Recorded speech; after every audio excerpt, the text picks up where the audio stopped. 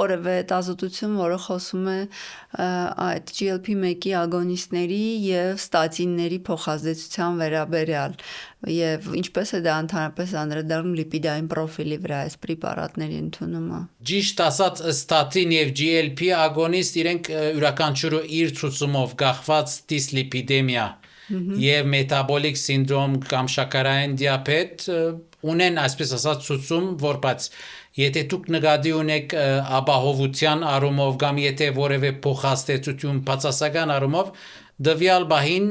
չկա այդպիսի, այսինքն մենակ կմնա այստեղ յուրաքանչյուրին առանցին GLP-1 ագոնիստների կախված ստամոք սաղիկային այդ խնդիրները եւ ստատինների իրենց միոպաթիա առաջացնելու վերջերս վստահ եմ որ դուք էլ տեղյակ եք եւ խոսել եք երևի դրա մասին որ ստատինների հետ կապված այդ կողմնակի ազդեցությունները մի քիչ չափազանցված են կամ այդպես չէ բայց միանշանակ նամանավանդ որ մենք ընդհանրապես ստատին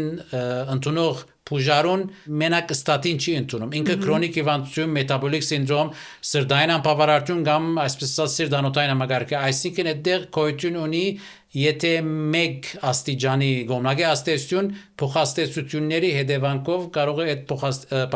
կողմնակի ազդեցությունը ավելի ագանադես լինենք